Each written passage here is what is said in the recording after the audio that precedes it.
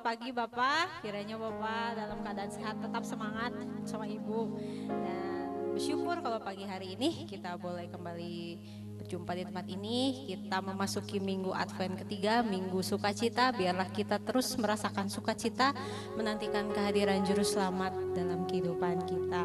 Dan Bapak Ibu, saya mengundang Bapak Ibu untuk bangkit berdiri. Mari kita mau memulai ibadah kita pagi ini dan kita mau memuji Tuhan, meninggikan Dia, Dia Raja di atas segala raja, dan biarlah kita boleh menikmati kehadirannya pagi hari ini. Saya mengajak Bapak Ibu untuk mengangkat pujian ini bagi Allah yang mulia.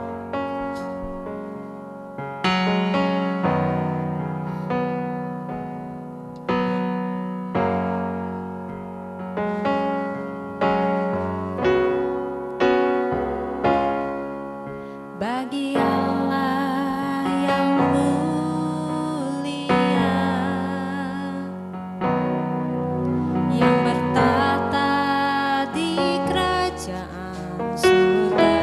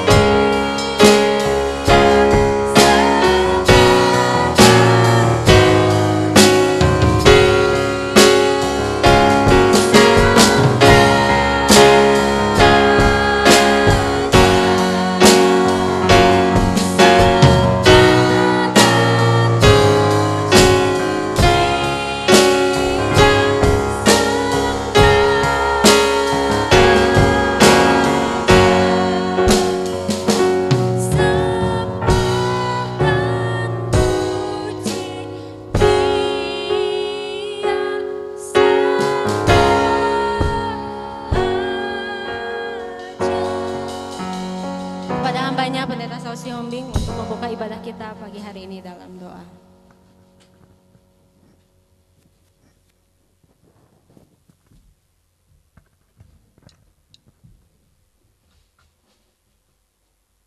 Bapa di surga, terima kasih. Kami memuji dan menyembah Engkau pada pagi hari ini. Kami ada untuk memuliakan Tuhan. Biarlah setiap pujian dan penyembahan kami ini boleh berkenan di hadapan Tuhan. Sehingga kami boleh menikmati hadirat Tuhan di rumah-Mu ini Tuhan. Sehingga kami mengalami sukacita yang daripada Tuhan. Bahkan kami boleh senantiasa merasakan kehadirat Tuhan di dalam kehidupan kami pribadi Tuhan. Terima kasih Tuhan. Biarlah Tuhan Yesus yang memimpin ibadah ini. Dari pertama pertengahan sampai akhir. Biarlah ibadah ini boleh jadi di dalam nama Bapa, Anak dan Roh Kudus. Amin. Amin, terima kasih Pak Saud.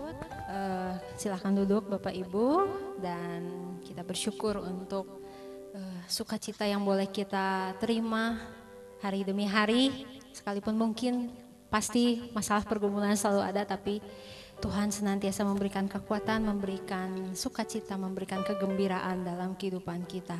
Dan saya mengajak Bapak Ibu, sebelum saya memberikan kesempatan untuk Bapak Ibu menyampaikan kesaksian atau menyampaikan kisah-kisah luar biasanya bersama dengan Tuhan, saya mengajak Bapak Ibu untuk mengangkat pujian ini, Hai Dunia Gembiralah. Mari kita terus bergembira buat Tuhan. Hai dunia gembiralah.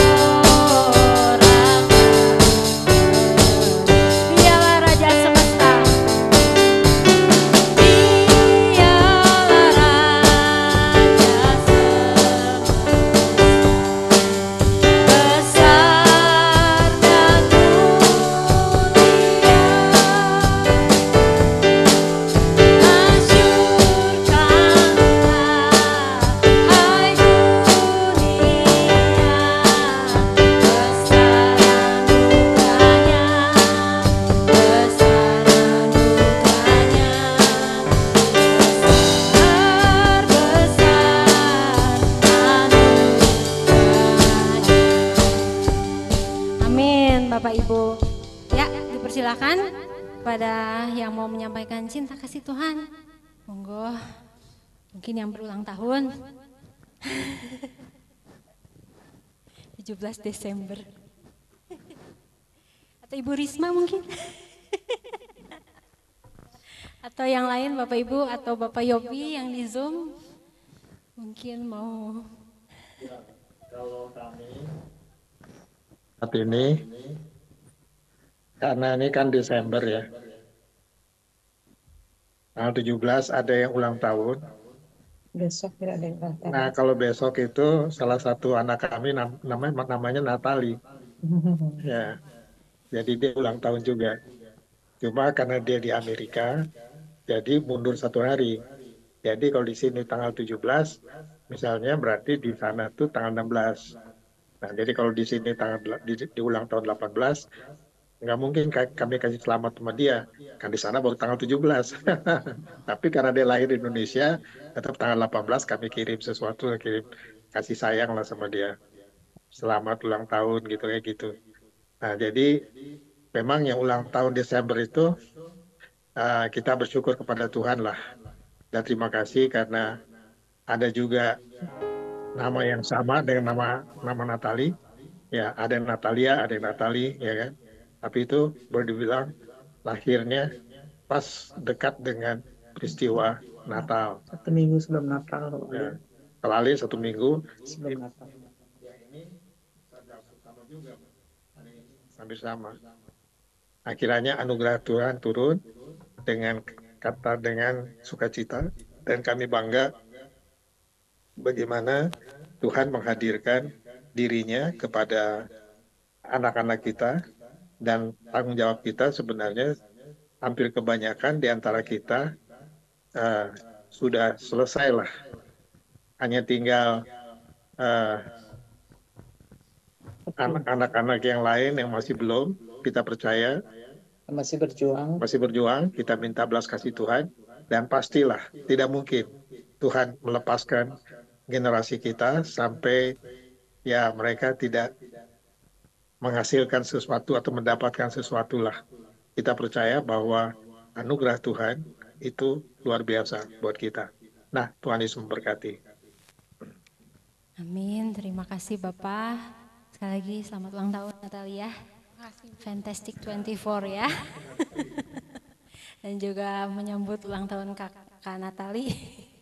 Ya, kita bersyukur juga untuk Ibu Risma juga selamat ulang tahun yang sudah berulang tahun tanggal 12 Desember kemarin. Sehat selalu, sukacita melimpah bagi Ibu dan keluarga. Dan udah ada lagi nggak Bapak Ibu nih yang mau menyampaikan kesaksian mungkin? Bu Osia atau Pak Saud mungkin? Ibu Osia yang melahirkan. Enggak, oke. Baik, kalau nggak ada ditunggu ya di minggu-minggu berikutnya. Kita bersyukur dan kita mau angkat pujian ini, kita Sorga Bergema.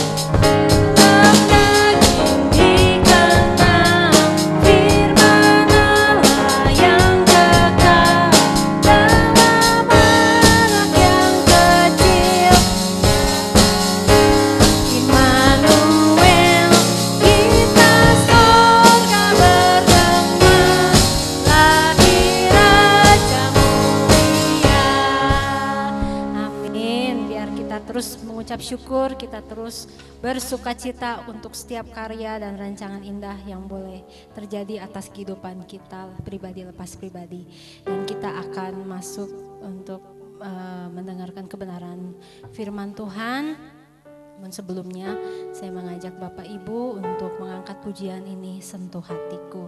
Biarlah kiranya kita menantikan, terus menantikan pengharapan daripada Tuhan untuk menjamah dan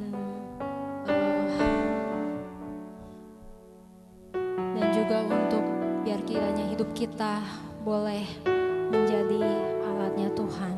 Dan juga Bapak Ibu,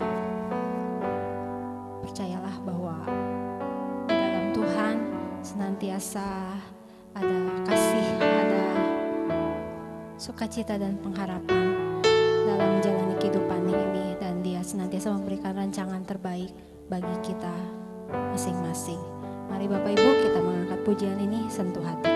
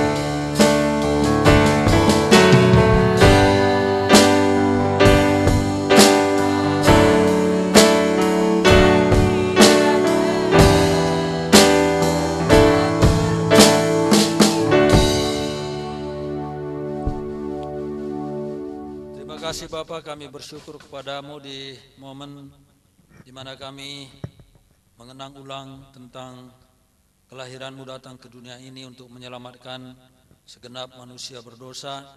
Kami bersyukur karena kami bisa bersama-sama mengingat hal itu. Kami bersyukur karena peristiwa itu tercatat di dalam firman-Mu, sehingga kami bisa membicarakannya, dan bahkan kami akan kembali lagi berbicara tentang damai sejahtera yang Kau bawa bagi manusia. Terima kasih, karena itu mohon belas kasihan-Mu supaya kami bisa mendapatkan berkat rohani lewat firman yang akan disampaikan, dan hamba-Mu berserah diri total kepada Tuhan. Kiranya Engkau menolong supaya maksud-Mu lah yang disampaikan. Jauhkanlah hamba-Mu dari segala keangkuhan, kesombongan, jauhkan dari hal-hal yang tidak berkenan di mata Tuhan. Tolong Tuhan, biarlah kesucian, kekudusan firman-Mu terus terpelihara, terjaga oleh mulut dan bibir hamba-Mu ini. Terpujilah nama-Mu, di dalam nama Tuhan Yesus Kristus kami berdoa. Amin. Bapak Ibu, mari kita buka Alkitab dari Lukas pasal yang kedua. Saya akan membacakan hanya ayat 13 dan 14. Lukas pasal yang kedua, ayat 13 dan 14. Wah, mengkilat ini. Kelihatan. Sudah Bapak Ibu? Ya, ini saya kira ayat yang paling lazim ya, disampaikan waktu Natal. Saya akan membacakan, demikianlah firman Tuhan. Dan tiba-tiba tampaklah bersama-sama dengan malaikat itu sejumlah besar bala tentara sorga yang memuji Allah, katanya, kemuliaan bagi Allah di tempat yang maha tinggi, dan damai sejahtera di bumi di antara manusia yang berkenan kepadanya. Bapak Ibu yang dikasihi oleh Tuhan Yesus Kristus, ini memang berita tentang Natal, tetapi saya akan lebih menekankan kepada poin di ayat yang ke-14. Jadi karena saya menggumuli, saya pikir kalau soal gembala-gembala, soal orang Majus, nah itu sudah sering kita dengar. Tapi saya akan membawa kita ke bagian lain dari Alkitab, didasari oleh ayat yang kita baca tadi. Nah Bapak Ibu yang dikasihi oleh Tuhan Yesus Kristus, kalau kita melihat dari awal bahwa kelahiran Tuhan Yesus Kristus itu sudah dijelaskan. Ya, siapa namanya, statusnya sebagai anak Tuhan, statusnya sebagai Tuhan, tempatnya dikatakan di kota Daud, yaitu di Bethlehem. Kalau kita membaca itu di pasal yang di ayat yang ke-10, itulah berita para malaikat yang disampaikan kepada gembala-gembala. Jadi tentang kelahirannya, siapa namanya, di mana dilahirkan, keturunan siapa dia, itu sudah menjadi sebuah ketetapan dari Allah, sehingga hal ini tidak mungkin digeser ke tempat lain, tidak bisa dipindahkan ke tempat lain. Jadi yang namanya juru selamat, tempatnya lahirnya di mana, siapa namanya, keturunan siapa dia, itu sudah ketetapan Allah, dan tidak ada satu orang pun di muka bumi ini bisa mengubah ketetapan Allah ini. Maka tidak ada juru selamat selain yang sudah ditetapkan ini. Ya, tidak ada. Bahkan dijelaskan dia akan dibaringkan di palungan, ada kain lampin di sana. Itu tanda-tandanya. Dan tanda-tanda ini tidak bisa diubah, tidak bisa diganti.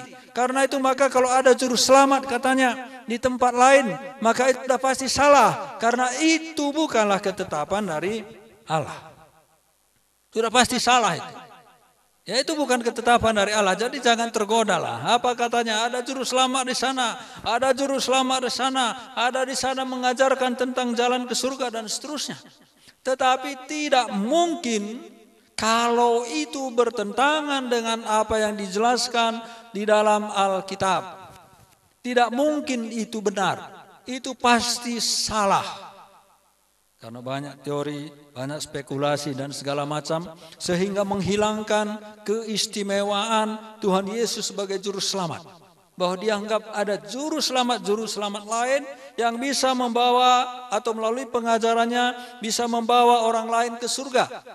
Tetapi juru selamat kita yang kita sembah, Yesus Kristus yang kita rayakan kelahirannya di momen-momen Natal ini, menyelamatkan manusia bukan melalui pengajarannya, tetapi melalui dirinya. Inilah perbedaannya dengan yang lain. Dirinya lah juru selamat itu, bukan ajarannya yang menjadi juru selamat itu.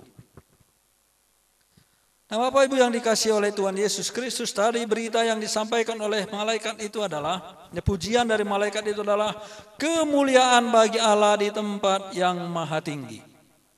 Ini adalah Natal pertama, kelahiran Yesus Kristus, di mana ada kumandang suara paduan suara yang merdu dari malaikat-malaikat yang mengatakan kemuliaan bagi Allah di tempat yang maha tinggi. Dan yang mendengar paduan suara itu hanyalah gembala sederhana yang sedang menggembalakan ternak mereka di padang gurun. Dia tidak datang ke istana Herodes dan memberitahukan di sana kemuliaan bagi Allah di tempat yang maha tinggi. Tetapi dia justru datang ke tempat orang-orang yang barangkali tidak dianggap, yang dikesampingkan, hanya profesinya sebagai gembala.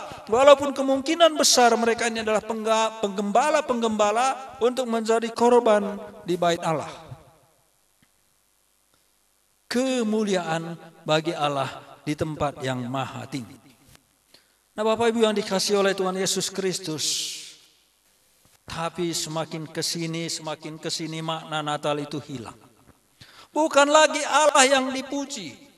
Mal-mal itu menghias pernak-pernik Natal sedemikian rupa. Bahkan di Uni Emirat Arab itu, ya di daerah Timur Tengah sana, ada pohon Natal yang terbuat begitu indahnya. Tapi orang sudah mengarah kepada pohon Natal itu. Orang sudah mengarah kepada pernak-perniknya. Orang sudah mengarah kepada hal-hal yang bukan esensi di dalam berita Natal itu sendiri. Sudah terjadi pergeseran demi pergeseran. Di Amerika Serikat sekarang Desember itu tidak lagi disebut musim Natal, tetapi musim liburan. Diubah. Kalau dulu itu Natal, sekarang jadi liburan. Jadi semua menjadi berubah. Nah, itu makanya Bapak Ibu yang dikasihi oleh Tuhan Yesus Kristus, kadang-kadang saya pikir ini sama seperti arsik. Tahu arsik ya, Ibu sering buat itu. Karena bumbunya banyak, rasa ikannya hilang. Yang terasa sekarang bumbunya bukan lagi ikannya. Begitulah Natal kita sekarang ini. Yang harusnya adalah kemuliaan bagi Allah di tempat yang maha tinggi. Tetapi makna itu sudah menjadi hilang. Bukan lagi Allah yang kita tinggikan.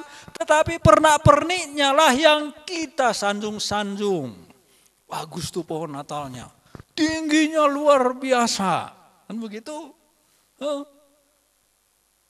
Semua sudah terjadi pergeseran. Makna Natal itu sudah hilang. Ditutupi oleh bumbu-bumbu yang ada. Saya tadi ngomong dengan Pak Saud. Nah, tadi dia tanya, mereka ibadah Natal mulai jam berapa? Katanya anak saya, makanya nggak bisa datang jam 10. Saya bilang, saya nggak mau ikut. Nah, kenapa katanya? Wah lama Pak, bisa 4 jam saya bilang. Jadi saya sudah tidak bisa menikmati. Saya pernah ikut beberapa kali, terus diajak lagi saya nggak mau. Kenapa katanya? Kelamaan 4 jam saya bilang. Ya saya terus terang aja. Jadi Bapak Ibu, ya tidak apa-apa kalau itu membawa kemuliaan bagi Tuhan. Tapi maksud saya adalah bahwa sering sekali karena begitu banyak hal-hal yang kita lakukan pada momen Natal itu, maka tidak ada lagi kemuliaan bagi Tuhan di situ. Yang terjadi kemudian pemuasan diri, kebanggaan diri. Tidak ada lagi kesederhanaan seperti para gembala. Mereka datang bahkan sujud kepada Tuhan Yesus Kristus, datang menjenguk Tuhan Yesus Kristus. Mereka tidak bawa apa-apa tuh. Tidak bawa apa-apa. Hanya percaya kepada berita, dan setelah mereka bertemu dengan bayi Yesus di palungan itu, maka mereka juga katanya memuji Tuhan, memuliakan Allah. Dan mereka bergembira karena itu. Dan inilah mestinya Natal. kemuliaan bagi Allah di tempat yang maha tinggi. Masih adakah itu yang kita lakukan? Apakah betul momen Natal itu betul-betul kita mau meninggikan Allah, meninggikan Tuhan? Jangan nanti panitia Natal yang besar-besar itu pas pembubaran bertengkar soal biaya, kan begitu? Hah? Bertengkar soal dana. Sebelum Natal sudah ribut soal seragam. Natalnya aja belum mulai, udah ribut soal seragam ya. Itu kan terjadi. Jadi apa gunanya? Kok seragam yang diributkan? Memang gembala-gembala itu pakai seragam? Tidak. Mereka masih memakai pakaian yang sama. Jadi supaya jangan berubah kok Natal kita ya seperti ini sederhana sekali. Ya Natal awal itu memang sederhana. Tidak ada kado di situ, tidak ada hadiah. Bahkan tidak ada panitia. Itu mendadak. Coba aja bayangkan, gembala itu kan mendadak. Mereka terkejut tuh. Begitu malaikat datang mereka terkejut. Hari ini telah lahir bagimu juru selamat di kota Daud. Mereka terkejut. Tidak ada panitia. Tidak ada persiapan apa-apa. Begitu mendengar berita itu bergegas. Nah, tapi kita sekarang kita sudah atur sedemikian rupa bagus. Kita perlu perencanaan dalam hidup. Dalam apapun itu perlu perencanaan. Tetapi kalau kemudian semua yang kita lakukan itu menghilangkan makna dari Natal itu sendiri, maka sia-sia. Ingat arsik, tadi saya bilang. Kebanyakan bumbu, rasa ikannya hilang. Kebanyakan pernak-pernik, kebanyakan acaranya, rasa Natalnya hilang.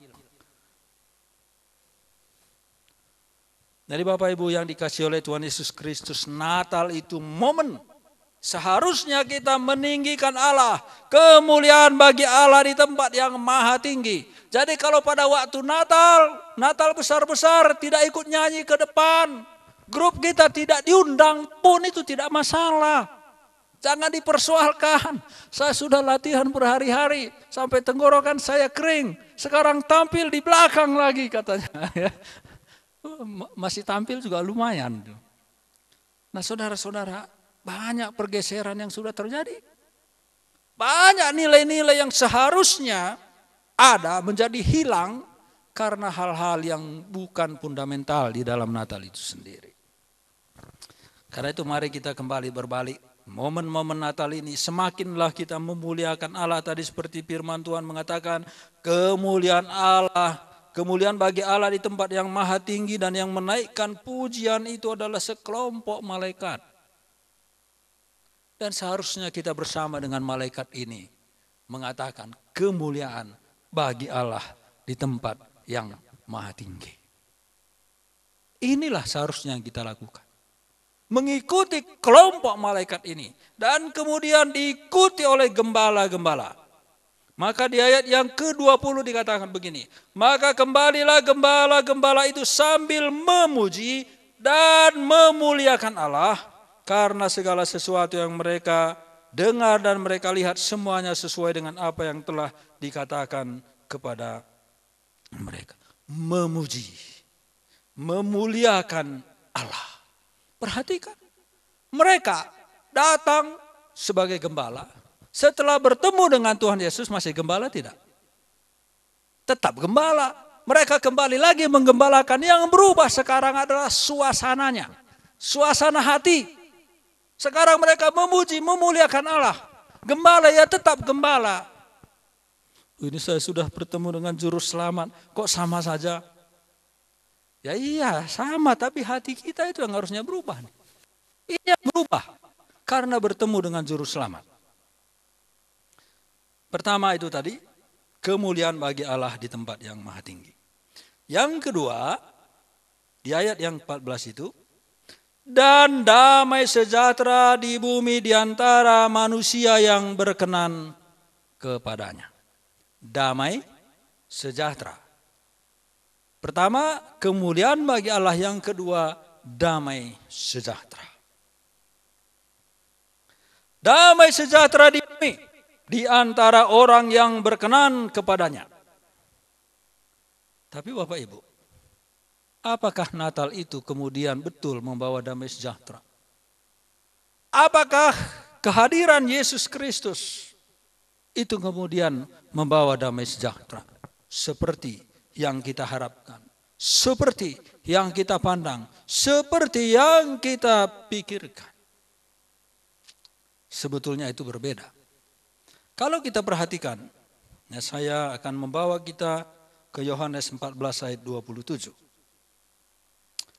Damai sejahtera kutinggalkan bagimu. Ini menjelang kematiannya. Damai sejahtera kuberikan kepadamu. Dan apa yang kuberikan tidak seperti yang diberikan oleh dunia kepadamu. Janganlah gelisah dan gentar hatimu. Perhatikan itu. Tuhan Yesus mengatakan damai sejahtera kutinggalkan bagimu. Damai sejahtera kuberikan kepadamu. Dan apa yang kuberikan, perhatikan, tidak seperti yang diberikan oleh dunia kepadamu. Jadi berbeda.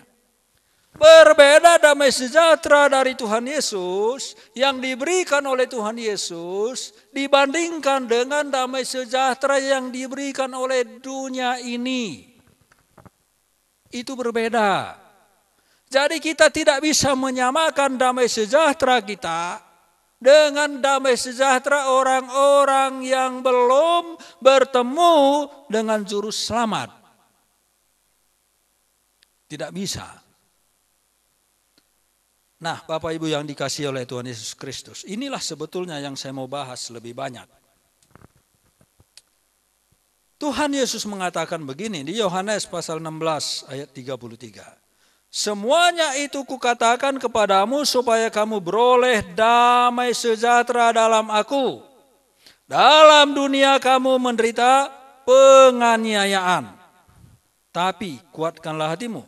Aku telah mengalahkan dunia. Yohanes 16 ayat 33. Nah, dalam konteks ini Bapak Ibu, Tuhan Yesus itu sebetulnya berbicara tentang penderitaan, penganiayaan yang akan dialami oleh Yesus, oleh orang-orang yang mengikut Tuhan Yesus Kristus. Jadi apa? Katanya apa?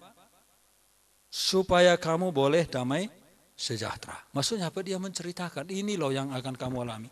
Dan bahkan kalau kita membaca di pasal 16 ayat 1 sampai di 3 di situ, mereka akan menganiaya kamu dan membunuh kamu, dan mereka akan menyangka mereka berbuat bakti bagi Allah. Tapi Tuhan Yesus katakan apa? Ayat yang ke-33, supaya kamu beroleh damai sejahtera. Jadi berbeda dengan dunia ini. Jadi damai sejahtera yang ditawarkan oleh Tuhan Yesus Kristus jauh bertentangan, bertolak belakang dari apa yang diharapkan, dipandang benar oleh dunia ini. Jadi damai sejahtera adalah damai ketika begitu banyak persoalan hidup, banyak pergumulan, banyak permasalahan. Dan bahkan kalau kita lihat di Yohanes pasal yang ke-15 ayat 10 sampai di 11 dikatakan bahwa ketaatan merupakan sumber sukacita. Itu beda. Ketaatan. Kalau dunia ini sering ketidaktaatan itulah menjadi sukacita.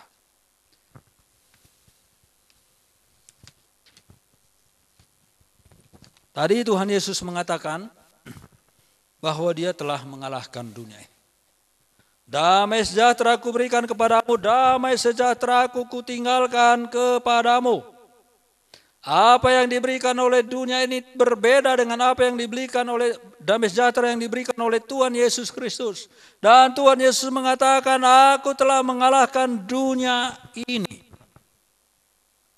Dan saya bilang tadi itu dalam konteks di mana Tuhan Yesus berbicara tentang damai sejahtera yang diberikan. Di situ ada pertentangan oleh orang-orang karena iman kita. Di situ ada tekanan-tekanan yang kita hadapi oleh karena iman kita. Masyarakat luas tidak senang dengan iman kita, tidak senang dengan kepercayaan kita, tidak senang dengan status kita sebagai anak-anak Tuhan. Maka kita mendapatkan pertentangan dari masyarakat, pertentangan dari lingkungan, pertentangan dari kelompok-kelompok orang, pertentangan barangkali mungkin juga dari pemerintah di banyak negara di dunia ini. Tetapi Tuhan Yesus bilang, damai sejahtera kuberikan kepadamu, damai sejahteraku kutinggalkan bagimu. Dan apa yang diberikan oleh dunia ini tidak seperti yang kuberikan kepadamu. Tetapi ketahuilah, kata Tuhan Yesus, aku telah mengalahkan dunia. Apa yang dia lakukan mengalahkan dunia? Dia tidak pernah datang dengan pedang. Dia tidak pernah datang dengan kekuatan besar. Dia tidak pernah datang membawa para malaikat untuk menghancurkan musuh-musuhnya, padahal dia bisa melakukan semua itu. Dia tidak pernah datang memakai kekuatan politik. Dia tidak pernah datang memanfaatkan orang-orang yang berkuasa. Tetapi dia dibenci. Dia dihina, dia direndahkan. Lalu kebencian itu dia kalahkan dengan kasih. Aku telah mengalahkan dunia ini. Dunia ini menaburkan kebencian, menaburkan kemarahan dan balas dendam. Tetapi ketika semua panah api kemarahan itu ditujukan untuk menembaki dia, maka yang dia taburkan adalah kasih kepada semua orang yang mencoba menghancurkan dirinya, kepada semua orang yang memusuhi dia, kepada semua orang yang mengacungkan tinjunya untuk menonjok dia. Yang dia taburkan itu adalah kasih. Aku telah mengalahkan dunia ini. Kebencian dikalahkan dengan kasih. Kemarahan dikalahkan dengan kasih. Inilah perjuangan yang dia lakukan. Sampai-sampai Bapak Ibu di kayu salib itu seperti yang kita dengar. Ya Bapa, ampunilah mereka, karena mereka tidak tahu apa yang mereka perbuat. Dia sudah disiksa semalam-malaman. Dia sudah dicambuki. Dia disalibkan. Dia dibiarkan dalam kesengsaraan di kayu salib itu. Dia di atas kayu salib itu masih diolok-olok, masih dihina lagi oleh orang-orang yang lewat, oleh imam-imam yang ada di sekitar, oleh prajurit-prajurit yang menyalibkan dia. Tapi Tuhan bilang, ampunilah mereka. Mengalahkan kebencian, kekejaman dengan kasih. Jadi ketika dia mengatakan, damai sejahtera kuberikan kepadamu. Di tengah-tengah dia berbicara tentang akan ada kebencian terhadap orang-orang percaya. Maka Tuhan Yesus bilang, aku telah mengalahkan dunia ini. Kukalahkan kebencian mereka dengan kasihku. Inilah damai sejahtera yang ditawarkan oleh Tuhan Yesus Kristus. Damai sejahtera mengalir di dalam diri kita ketika kita menghadapi tekanan demi tekanan karena iman kita. Kebencian. Bahkan kemudian kita melihat Stefanus meneladani itu. Ketika Stefanus menghadapi hukum rajam, dibunuh oleh orang-orang yang menentang, membenci kekristenan. Stefanus itu ketika dia mau menghembuskan nafas yang terakhir, dia katakan, Tuhan, jangan tanggungkan dosa ini kepada mereka. Dan dengan perkataan itu meninggallah ia, Stefanus. Kita bisa baca itu di Kisah Para Rasul pasal 7 ayat 59 sampai 60. Dia meneladani Tuhan Yesus Kristus. Dia sanggup mengalahkan kebencian dengan kasih. Karena dia mengikut Tuhan Yesus Kristus. Inilah damai sejahtera. Coba Bapak Ibu, sudah dirajam, sudah babak belur, masih lagi mencaci maki. Betapa menderitanya dia tuh. Sakit ya sakit, hati juga tetap sakit.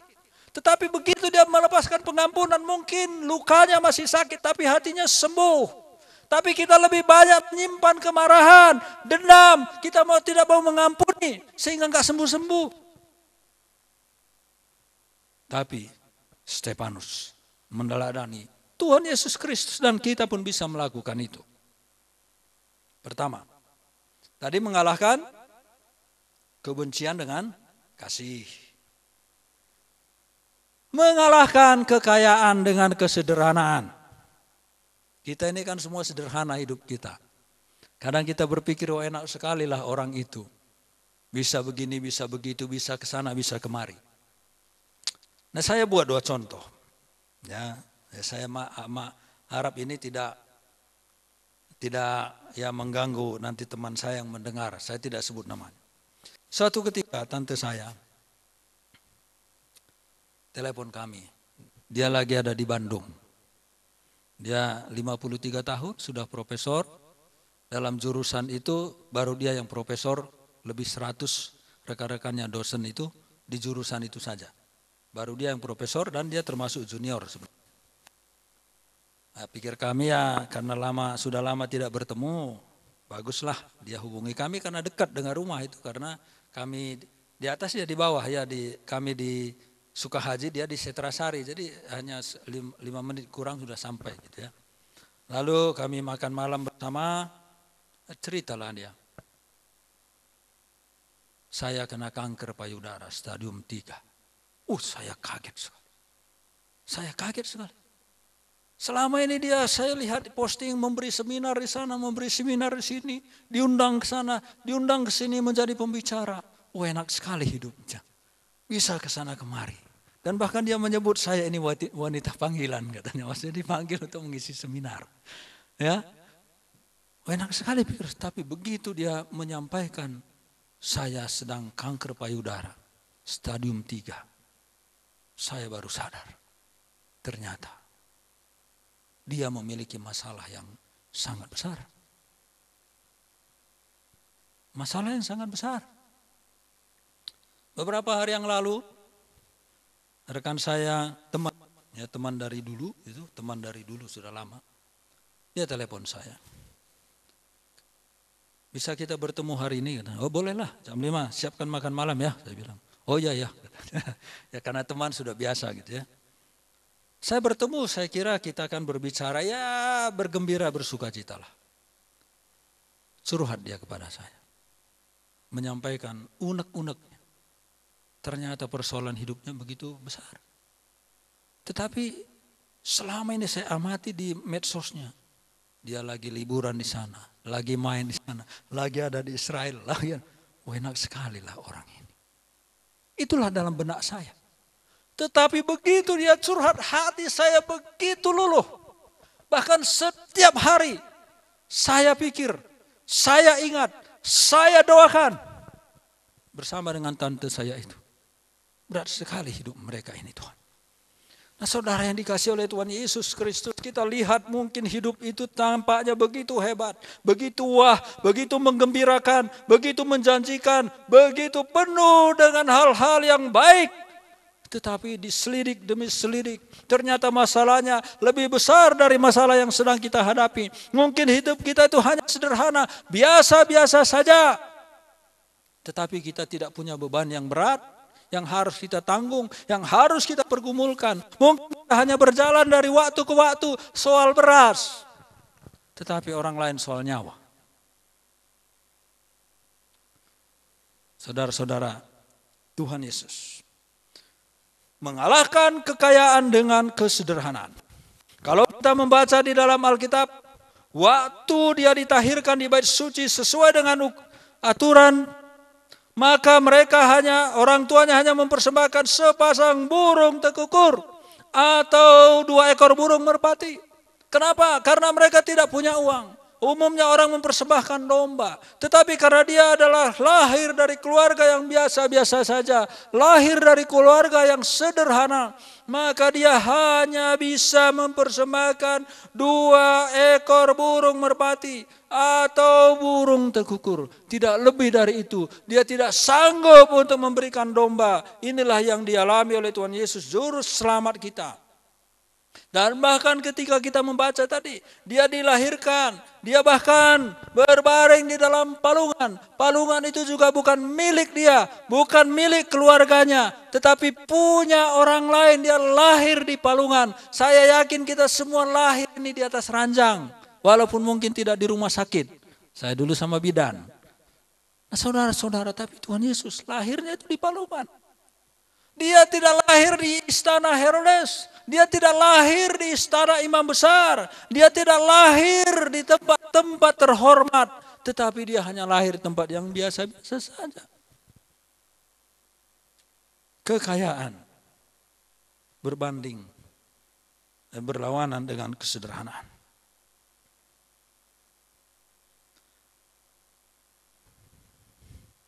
Nah, saudara-saudara, bahkan kalau kita membaca, kemudian Tuhan Yesus disebut sebagai anak tukang kayu. Anak tukang kayu. Juga Alkitab mengatakan bahwa dia itu adalah seorang tukang kayu. Itu bukanlah profesi yang luar biasa. Dalam pemahaman Alkitab, dia luar biasa. Dia pernah berdebat dengan ahli-ahli Taurat. Semua dia kalahkan. Usianya masih 12 tahun. Tetapi dia bukan orang yang kemudian menjadi imam yang dipuja-puja, disanjung-sanjung. Tidak. Dia tetap menjadi anak tukang kayu. Dia tetap menjadi seorang tukang kayu. Profesi ini mungkin profesi turun-temurun yang diwariskan dari nenek, dari kakek ke bapak, bapak ke anak-anak, nanti kelanjutannya lagi. Karena zaman dulu itu lazim. Dia hanya sebagai anak tukang kayu dan tukang kayu. Bukan anak orang terhormat. Bukan memiliki profesi yang terhormat, tidak. Dia tidak menjadi seorang imam, tidak. Dia menjadi orang yang biasa-biasa saja. Mungkin sama kebanyakan seperti kita. Jadi jangan berkecil hati. Saya ini siapa? Tapi ingat, Tuhan kita itu siapa? Bukankah dia rela seperti itu?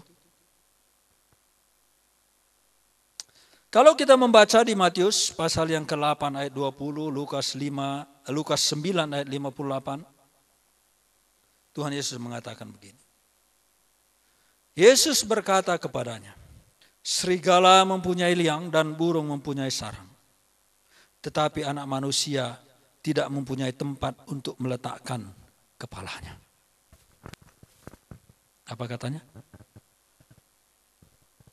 Burung ada sarangnya. Serigala ada liangnya untuk tidur. Tetapi Tuhan bilang, aku ini tidak punya tempat untuk berbaring. Aku tidak tahu malam ini akan tidur di mana.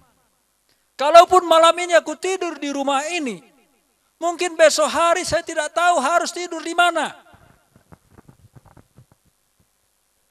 Pernah Bapak Ibu berpikir mau tidur di mana?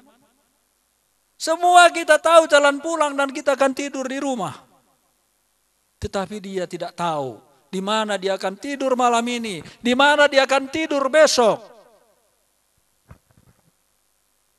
Karena tidak ada tempat.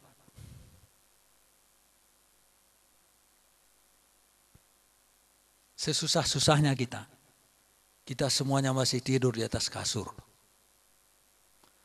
Seperti apapun sederhananya hidup kita masih ada tempat untuk mondok tiap malam.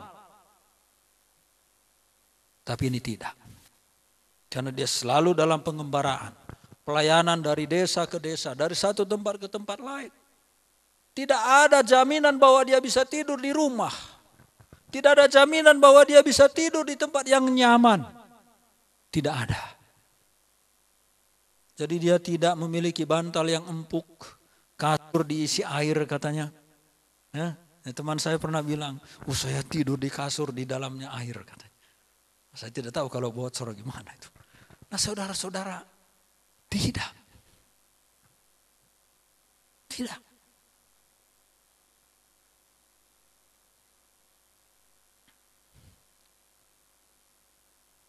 Bahkan kalau kita membaca di Lukas 8 ayat 1 sampai dengan ke-3. Di sana dikatakan bahwa yang menyokong pelayanannya itu adalah banyak perempuan. Dia tidak punya dana. Dia tidak punya uang cukup untuk pergi. Bapak Ibu bisa baca itu satu orang? Lukas pasal 8 ayat 1 sampai dengan 3, coba bacakan.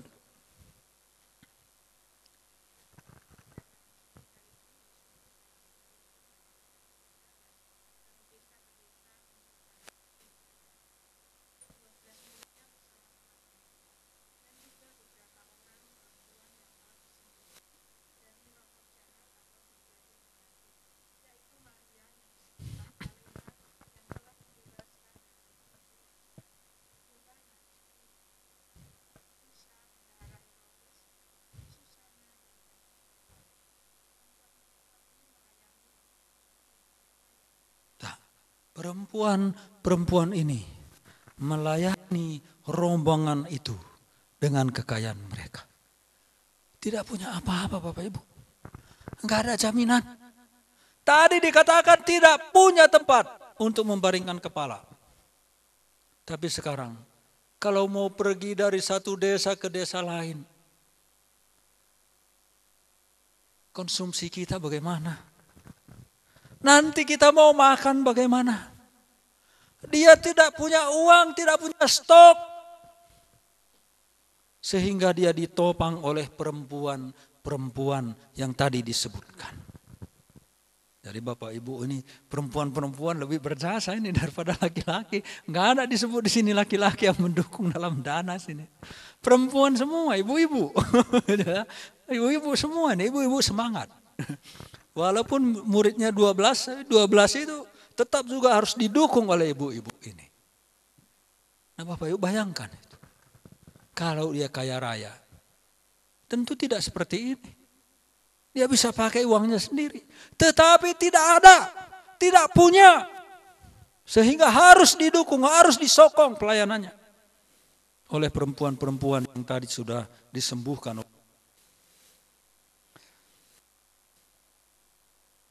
Nah, bagaimana dengan kita? Adakah kita sesusah ini? Adakah kita sesulit yang dialami oleh Tuhan Yesus ini? Berikutnya, Tuhan Yesus itu tahan terhadap pujian dan tahan terhadap cacian. Ada di antara kita tahan terhadap pujian? Saya dulu membuat tulisan Tiranus itu. Selamat datang di kampus Sekolah Tinggi Alkitab Tiranus. Pak Saud bilang, oh ini nanti jadi kenangan seumur hidup Pak Nelson. Katanya. Saya sudah menangis dalam hati, Tuhan bagaimana ini Tuhan. Nanti saya angkuh lah gara-gara ini Tuhan. Tolong kuatkan saya. Sekali dua kali saya biasa saja. Ini mah tidak lah ini Tuhan. Terlalu banyak dipuji, mulailah naik. Ciung gitu kan. Waduh cilaka dipikir saya. Datang orang muji. Akhirnya aduh cilaka ini. Bapak Ibu bahaya nih. Nggak tahan juga saya lama-lama. Sekali dua kali 5 kali masih bisa. Tapi terlalu sering gawat gitu ya. Nah Tuhan Yesus tidak begitu. Ketika orang banyak memuji-muji dia tidak bergeming, tidak masalah bagi dia. Dia tidak tersanjung tinggi-tinggi, tidak menyombongkan diri, tidak. Dia tahan dalam pujian itu. Dia tidak menjadi sombong, angkuh tinggi hati, menjadi lupa diri, lupa daratan, merasa diri melayang-layang, tidak biasa-biasa saja. Tahan terhadap pujian. Tapi juga tahan terhadap cacian, makian, fitnahan, ejekan, kemarahan orang lain. Dia selalu diserang. Diserang oleh orang-orang Farisi, diserang oleh Saduki, diserang oleh kaum Herodian, diserang oleh begitu banyak orang. Tetapi dia tetap tahan dalam serangan itu, tidak bergeming. Ayo, di antara kita. Tahan gak terhadap pujian? Oke, tahan. Terhadap cacian? Makian? Tahan gak? Tahan. Tapi Tuhan kita itu tahan. Dipuji, biasa-biasa saja. Dicaci maki, dipersalahkan, biasa-biasa saja, tidak bergeming. Tidak mempengaruhi kepribadiannya, sama netral terus. Hebat ya. Ini harusnya kita teladani. Tidak ada teladan yang lain.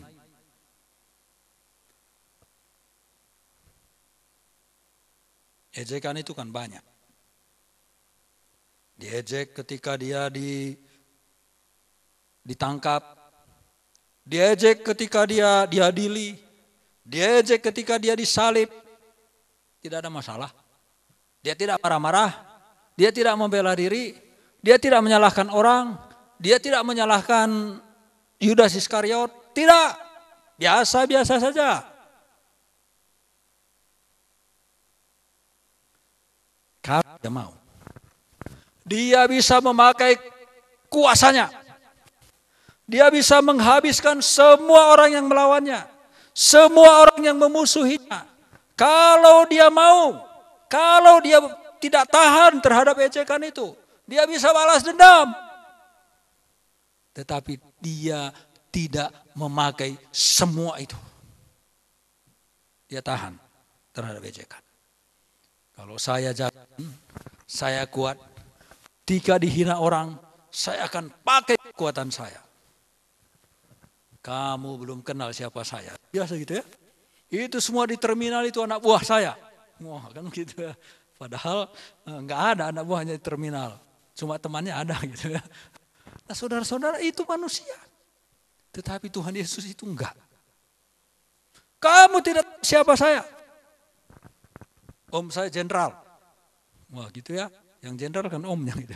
Nah saudara, tapi itulah manusia.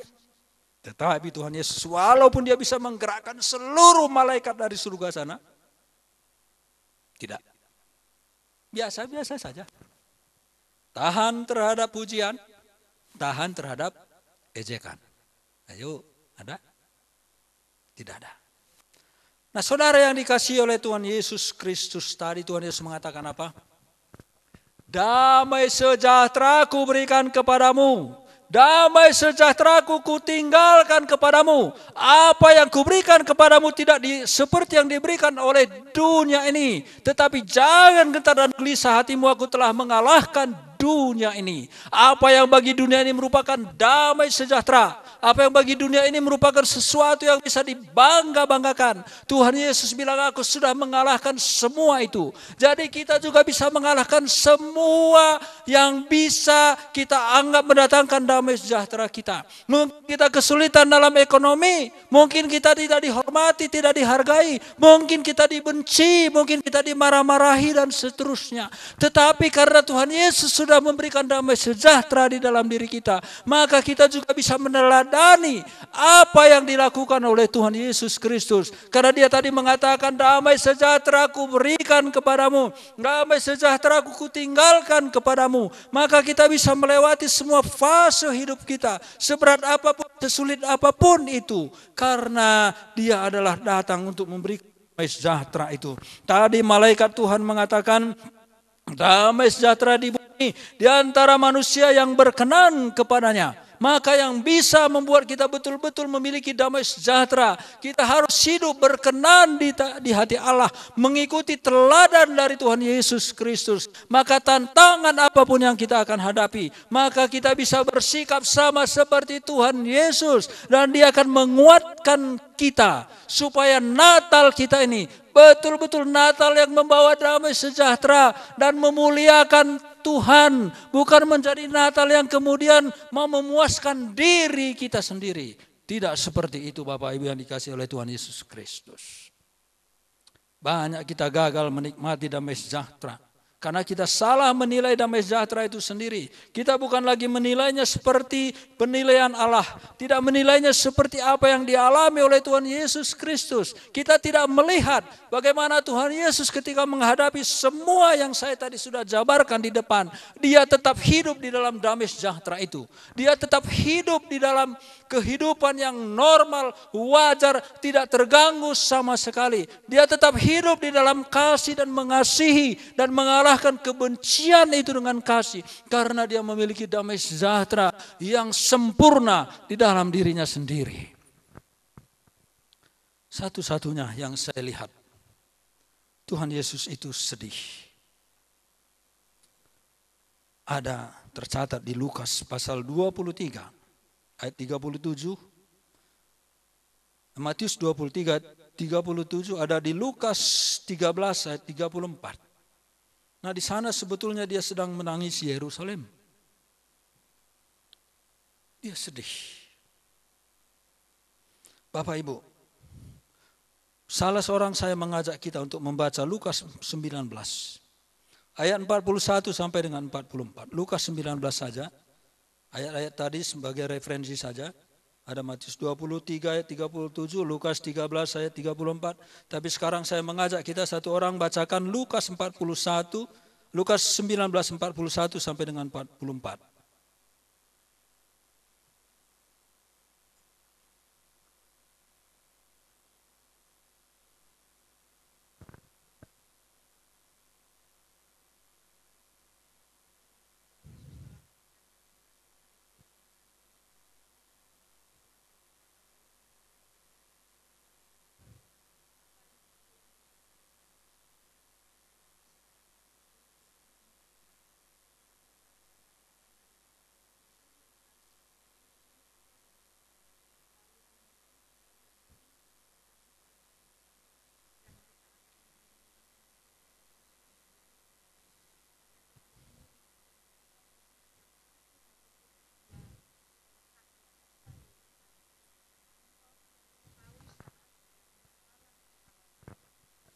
Katanya, wahai, betapa baiknya jika pada hari ini engkau juga mengerti apa yang perlu untuk damai sejahteramu.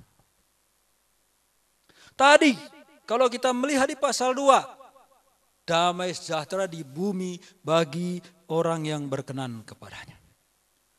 Tetapi, ketika Tuhan Yesus melawat mereka, mereka tidak tahu. Mereka tidak tahu bahwa kehadirannya itu membawa damai sejahtera bagi mereka. Maka tadi dikatakan, maka menangislah Tuhan Yesus. Lalu dia mengatakan, wahai betapa baiknya jika pada hari ini jika engkau mengerti apa yang perlu untuk damai sejahteramu. Tetapi sekarang hal itu tersembunyi bagimu. Dan langsung ke 44. Karena engkau tidak mengetahui saat bila mana Allah melawat engkau. Engkau tidak mengetahui. Allah sedang melawat engkau di dalam dan melalui diriku. Dan aku mau datang kepadamu untuk membawa damai sejahtera. Karena itulah Tuhan Yesus menangis. Tangisan suci. Tangisan belas kasihan. Tangisan yang penuh dengan empati. Karena semua orang, hampir semua orang menolak dia. Semua orang menentang dia. Orang-orang tidak mau mendengarkan dia. Dia disalahpahami oleh orang-orang banyak. Dia dipojokkan, dia disudutkan, dia dimusuhi. Padahal dia datang sedang membawa damai sejahtera. Dia datang membawa lawatan Allah melalui dan di dalam dirinya. Tetapi orang-orang di sekitarnya tidak mengetahui itu. Inilah tangisan suci. Bapak Ibu, saya yakin kita sudah ada di dalam damai sejahtera ini. Kita sudah menyambut juru selamat ini. Tetapi di luar sana kita tahu mereka banyak yang salah mengerti. Allah sedang melawat mereka melalui kita ketika kita berbicara tentang kasih Tuhan Yesus Kristus. Allah sedang melawat mereka ketika mereka menonton di YouTube tentang Tuhan Yesus Kristus. ketika mereka melihat di TikTok, ketika mereka melihat di IG, ketika mereka melihat di ini, apalagi tuh, snack video dan seterusnya. Tetapi hati mereka tertutup. Allah sedang melawat mereka, mau memberikan damai sejahtera. Tetapi mereka menolaknya. Ketika dia lahir di Bethlehem, orang-orang tertidur lelap. Orang-orang tidak menyadari kehadiran itu. Ketika Herodes mendengar berita itu dari orang-orang Majus, dia juga tidak bergegas untuk bertemu, untuk mendapatkan damai sejahtera. Tetapi justru dia ingin membunuhnya. Jadi Bapak Ibu yang dikasihi oleh Tuhan Yesus Kristus, kitalah orang-orang yang membawa berita damai sejahtera. Melalui kita Allah mau melawat orang lain. Karena itu kita harus membawa berita ini. Tapi sekali lagi, Tuhan Yesus menawarkan damai sejahtera kita. Berbeda dengan damai sejahtera yang ditawarkan oleh dunia ini. Dan Tuhan Yesus sudah mengalahkan dunia ini. Kita pun sanggup mengalahkan dunia ini. Sama seperti Tuhan Yesus sudah mengalahkannya. Inilah pesan Natal bagi kita. Selamat hari Natal walaupun belum tanggal 25. Kita ingat ini, Natal muliakanlah Allah. Dan Natal itu damai sejahtera bagi kita. Mari kita berdoa. Terima kasih Tuhan, kami bersyukur kepadamu. Untuk firman-Mu yang sudah kami dengar. Kiranya di momen ini, momen Natal ini, kami memuliakan Tuhan. Dan damai sejahtera kami semakin diperbarui oleh Engkau. Biarlah kami bisa melihat damai sejahtera seperti yang Tuhan sendiri lihat. Engkau mengalahkan kebencian dengan kasih. Engkau malah mengalahkan cacian makian dengan kasih. Engkau malah mengalahkan kemelaratan dan kesederhanaan. Kekayaan dengan kesederhanaan. Engkau mengalahkan pujian, cacian dengan kebenaran. Engkau mengalahkan segala-galanya. Tolong kami supaya kami juga belajar meneladani Engkau, mengikuti Engkau.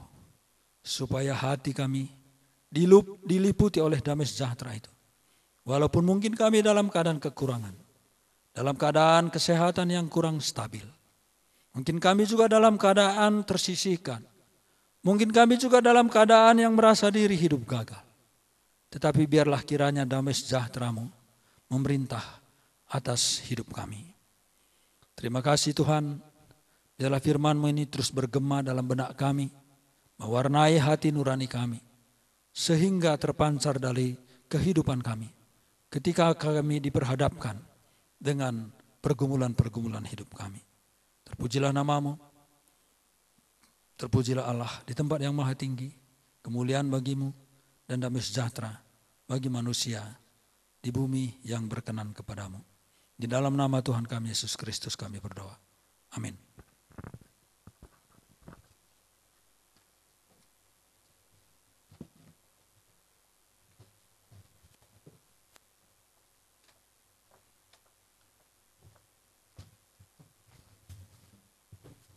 Amin, puji Tuhan. Berbahagialah kita yang telah mendengarkan kebenaran firman Tuhan dan kiranya Roh Kudus yang akan memampukan kita untuk menjadi pelaku-pelaku kebenaran firman Tuhan. Amin. Terima kasih kepada Pendeta Nelson Ginting yang sudah menyampaikan firman Tuhannya pada pagi hari ini. Dan biarlah damai sejahtera dari Tuhan boleh bersemayam dalam kehidupan kita sampai selamanya. Amin. Dan tibalah saatnya kita akan menyampaikan persembahan kita. Namun sebelumnya saya memohon pada Saudari Natalia untuk memimpin kita dalam doa persembahan. Mari kita bersatu dalam doa. Selamat pagi Bapak, terima kasih untuk setiap berkat yang telah Kau berikan kepada kami. Terima kasih untuk setiap firman yang telah ditaburkan Bapak, agar firman ini dapat menjadi rema di dalam setiap kehidupan kami. Sebentar lagi juga Tuhan, kami akan mengumpulkan persembahan, agar Engkau yang memberkati persembahan ini agar dapat dipergunakan untuk penggambaran Injil-Mu. Hanya di dalam nama Tuhan Yesus kami berucap syukur. Haleluya. Amin. Selamat memberi, Tuhan Yesus memberkati, dan kita angkat pujian kasih-Nya seperti sungai.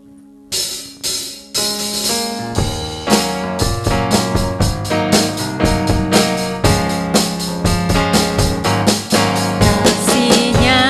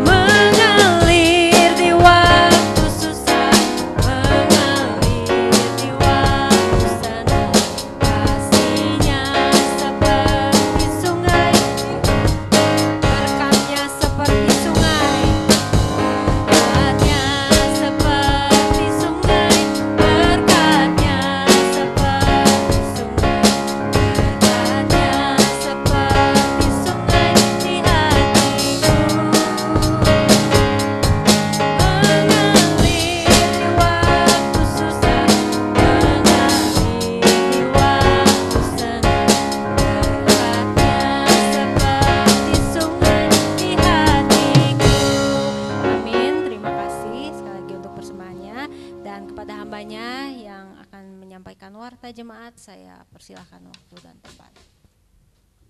Ya, Ibu Ros, monggo.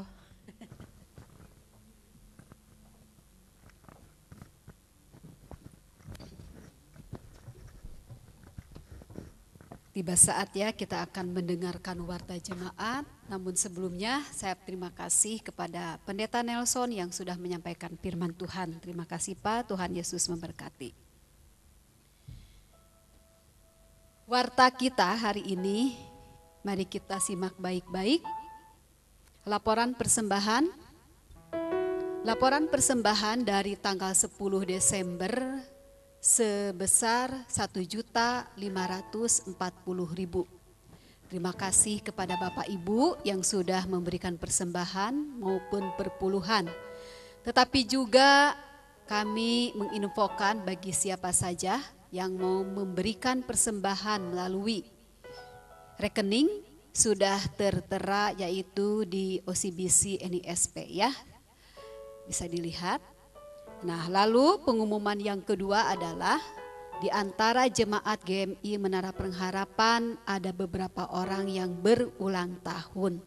Diawali oleh Benaya Simbisa Ginting tanggal 2 Desember, tanggal 12 Ibu Risma, selamat ulang tahun Bu. Lalu Bapak Weli, selamat ulang tahun Bapak Weli, dan Natalia, selamat ulang tahun Natalia ya, Tuhan Yesus memberkati. Tak lupa juga tadi di grup dan Pak Yopi sudah menyampaikan bahwa Natali juga berulang tahun di tanggal 18 Desember. Selamat ulang tahun kepada Natali yang ada di Amerika. Dan satu lagi, selain yang berulang tahun kelahiran, ada juga yang berulang tahun pernikahan, yaitu dari Bapak Pur dan Ibu Pur. Selamat ulang tahun pernikahan Pak Pur dan Ibu. Semoga kebahagiaan dan keharmonisan melimpah-limpah di dalam kehidupan keluarga. Itulah yang berulang tahun di bulan Desember. Lalu pengumuman berikutnya adalah yang melayani Tuhan di tanggal 24 Desember. Yaitu Ibu Roslinawati, pengkhotbah Pendeta Aron ya, Erior Sihombing. Oh iya Pak Iron ya. Ya. Lalu singersnya Ibu Rianawati dan Ibu Olsia, pemain musiknya seperti biasa. Dan kita akan doakan bahwa minggu depan itu adalah ibadah dan perayaan Natal di gereja kita. Tetapi mungkin dari bapak-bapak ada ide atau masukan apakah tanggal 25-nya hari Senin akan ada ibadah, nanti saja dibicarakan ya. Tetapi yang jelas untuk tanggal 24 hari Minggu kita akan merayakan ibadah Natal dan perayaan. Apakah Pak Saud atau Pak Nelson dilaksanakan juga perjamuan kudus? Ya mungkin nanti ya dibicarakan kembali. Ya. Nah, sehubungan dengan ibadah dan perayaan Natal Bapak Ibu ya, supaya tidak monoton dan begitu-begitu saja, ini kan hari khusus kita memperingati kelahiran Yesus Kristus dan kita akan memuji memuliakan Tuhan. Biarlah kemuliaan hanya bagi Tuhan seperti yang disampaikan oleh pendeta kita, dan biarlah kita juga mengalami damai sejahtera yang sejati dari Tuhan. Maka ya, minggu depan kita akan mengadakan perjamuan kasih. Satu, lalu yang kedua untuk memeriahkan kembali adalah kita akan mengadakan tukar kado. Ya, cross kado ya. Tetapi tukar kadonya itu tidak seperti biasanya. Jadi begini ya, tukar kadonya itu adalah berupa makanan dan minuman. Tapi ingat ya, jangan yang expired ya, jangan yang kadaluarsa.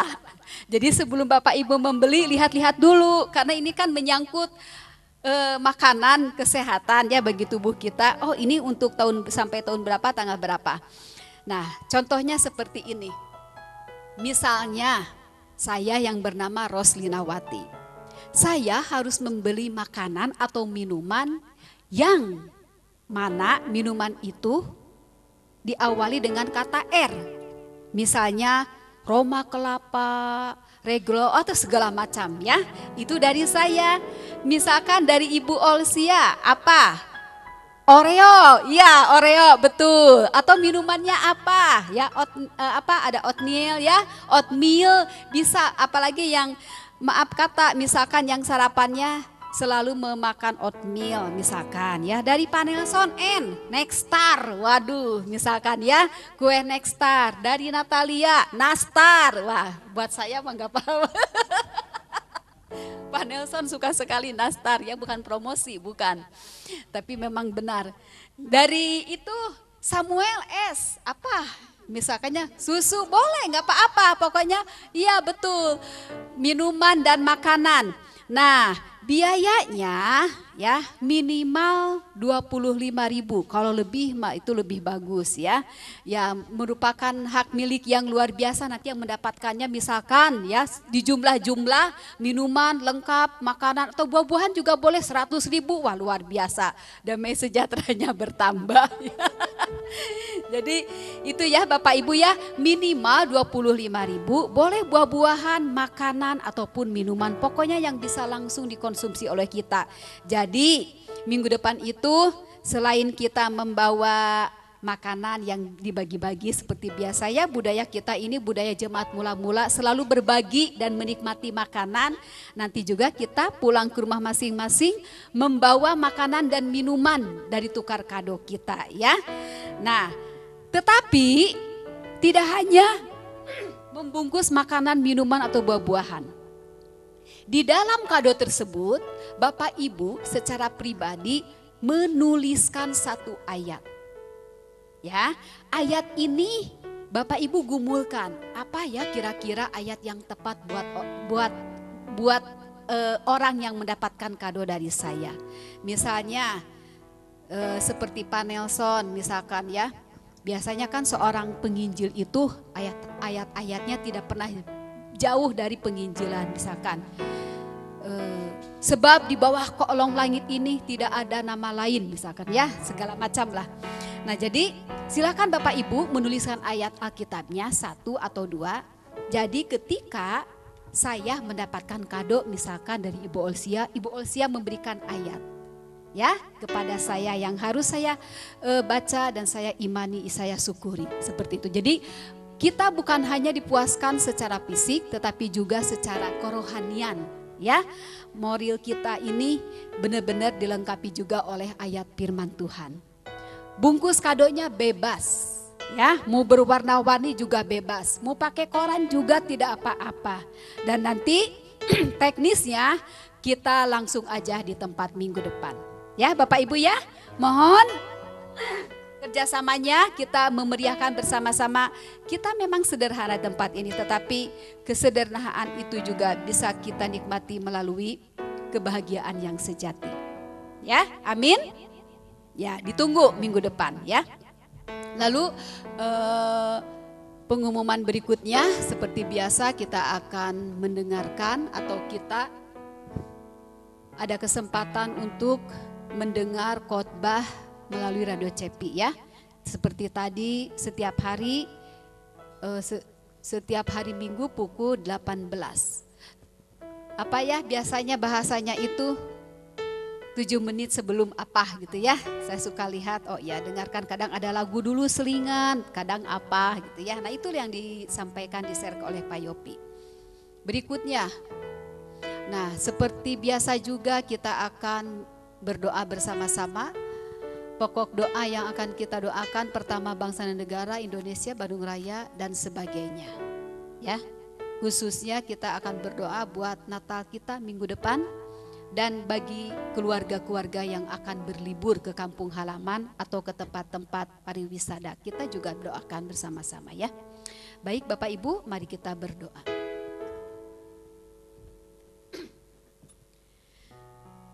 Bapa, kami mengucap syukur kepada Engkau karena kami masih bisa beribadah di tempat ini dengan segala fasilitas yang bisa kami gunakan menjadi daya dukung untuk kami bisa memuji, memuliakan Tuhan.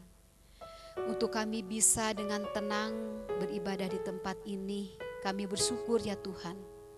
Biarlah segala pujian, hormat, dan kemuliaan kami berikan kepadamu sebagai rasa syukur dan terima kasih kami kepada Engkau. Pada pagi hari ini Tuhan, secara khusus kami mau berdoa buat bangsa dan negara kami, yaitu Indonesia yang tercinta.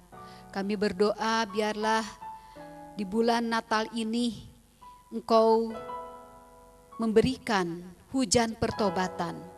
Engkau memberikan kemuliaan-Mu kepada bangsa dan negara Indonesia, baik melalui para pemimpin dari yang tertinggi sampai yang terbawah, baik melalui pelayanan-pelayanan hamba-hamba Tuhan yang dengan tekun, dengan gigih, keberanian memberitakan firman-Mu.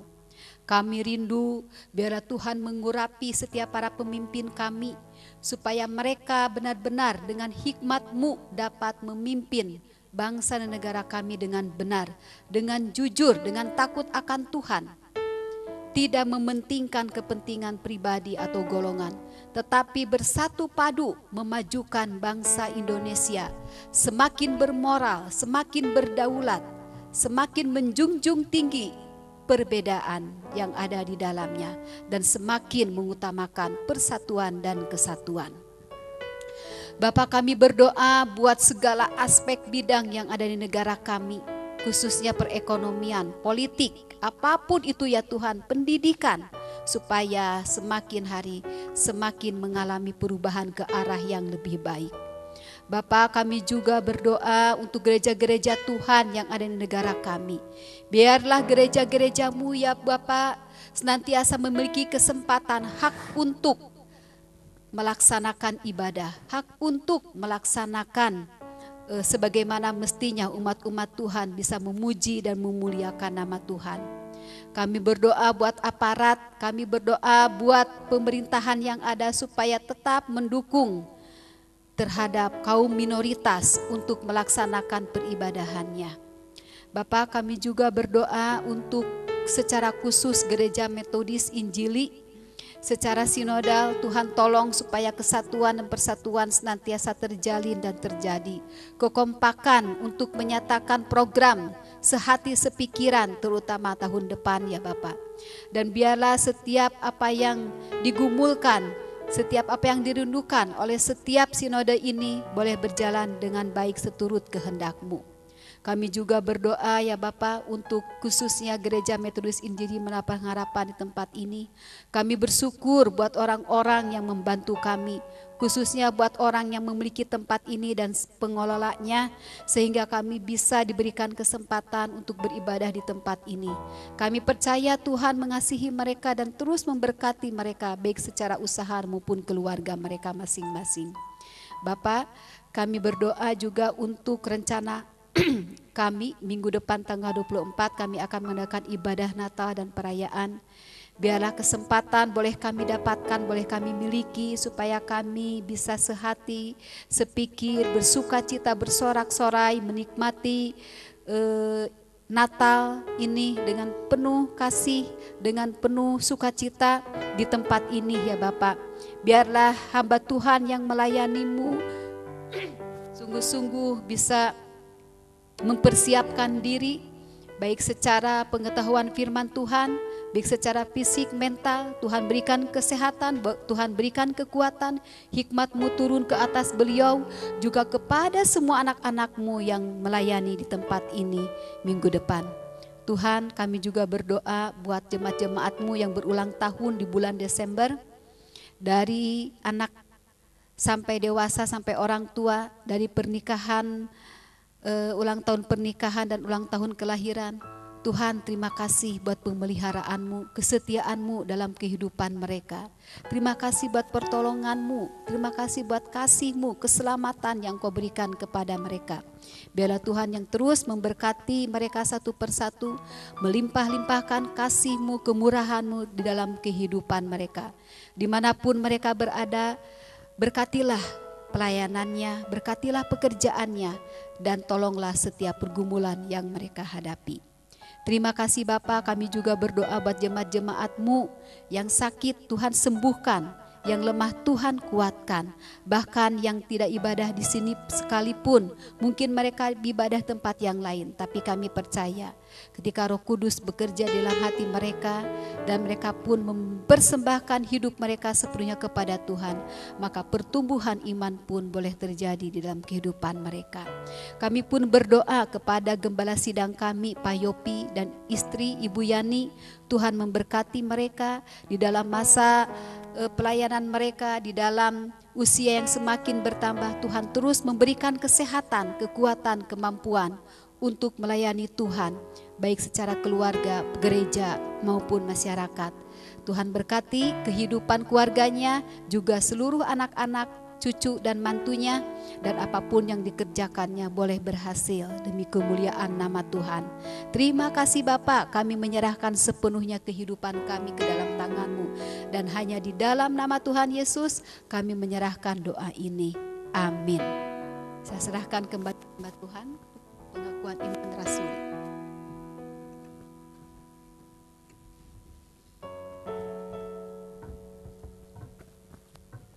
Mari jemaat, saya undang semua bangkit berdiri. Kita akan mengakukan pengakuan iman rasuli. Mari kita katakan bersama-sama. Aku percaya kepada Allah, Bapa yang Maha Kuasa, Khalik langit dan bumi, dan kepada Yesus Kristus, anaknya Tuhan kita, kandung daripada Roh Kudus, lahir dari anak darah Maria, yang menderita sengsara di bawah pemerintahan Pontius Pilatus, disalibkan, mati dan dikuburkan, dan turun ke dalam kerajaan maut. Pada hari yang ketiga bangkit pula dari antara orang mati, naik ke surga, duduk di sebelah kanan Allah, Bapa yang Maha Kuasa, dan akan datang dari sana untuk menghakimi orang yang hidup dan yang mati.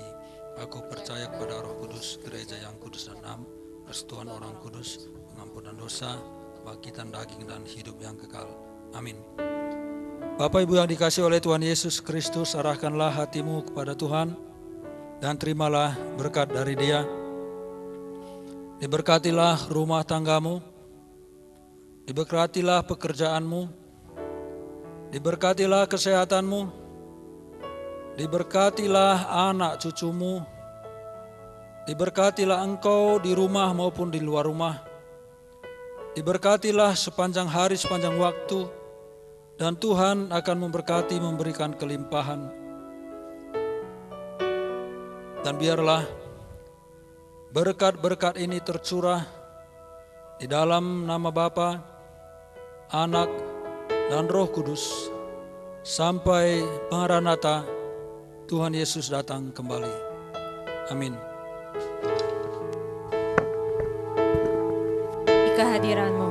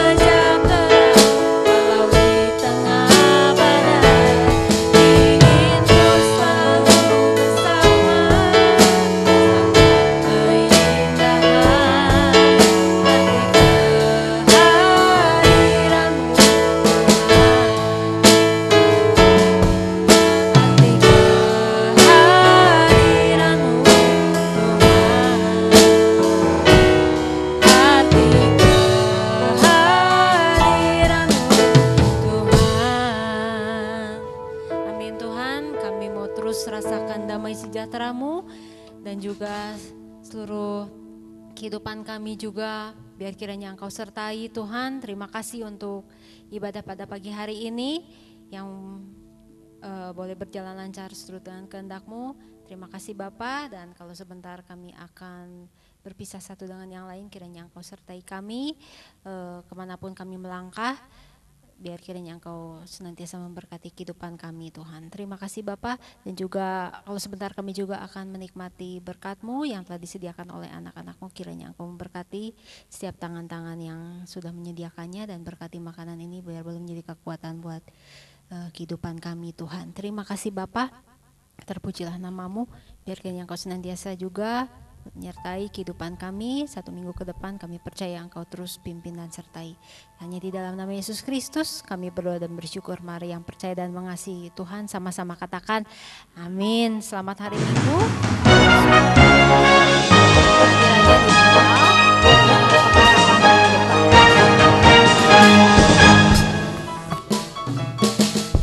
Shalom Bapak Ibu dimanapun berada. Jangan lupa komen, subscribe, agar video-video tersebut dapat menjadi berkat bagi orang lain. Tuhan Yesus memberkati kita semua.